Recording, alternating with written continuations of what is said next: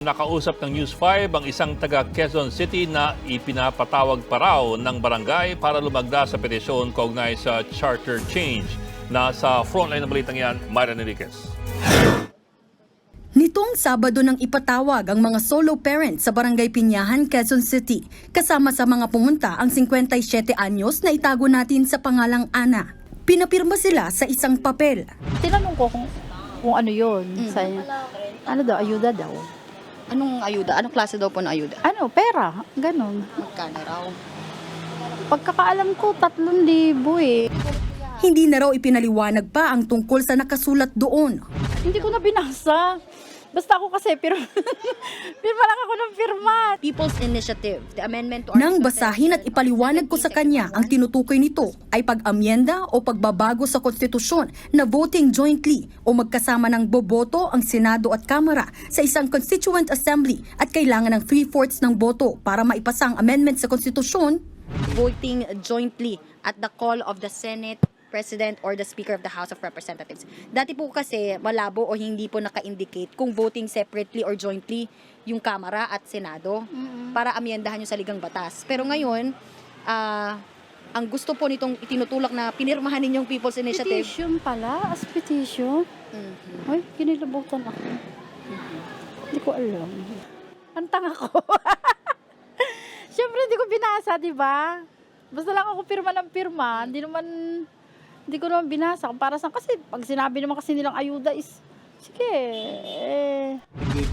Aminado si National Chairperson ng League of Cities of the Philippines at Bacolod City Mayor Albi Benitez na may pinaiikot na mga papel para pirmahan. Pero itinanggi niya na may bayaran o bigayan ng ayuda. Wala kami naririnig na ganyan. Hindi ko makita ano ang nagiging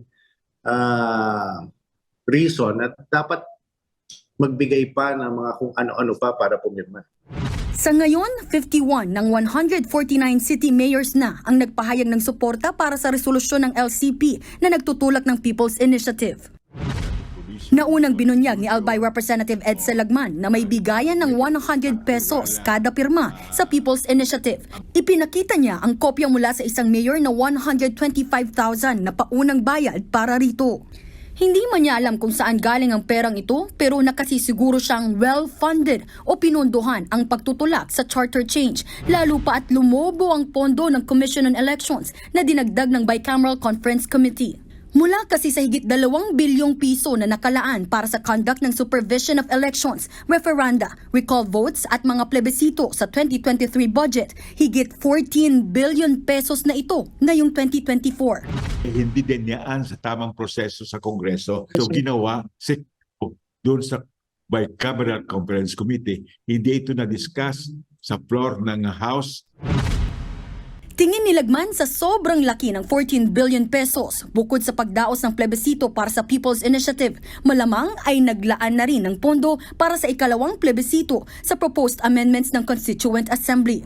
Paliwanag naman ni House Appropriations Chairman at ako Bicol Party List Representative Elizalde Co, ang COMELEC ang humiling nito. Katunayan, 19.4 billion pesos ang unang hiling ng ahensya sa National Expenditure Program pero tinapyasan ito ng Department of Budget and Management. Nagbabalita mula sa Frontline, Mariana Enriquez, News 5.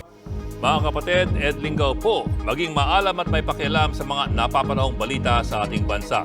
Para sa mas malalimang pagtalakay at paghimay sa mga issue at headlines, tumutok lamang at pag-subscribe sa social media pages ng News 5.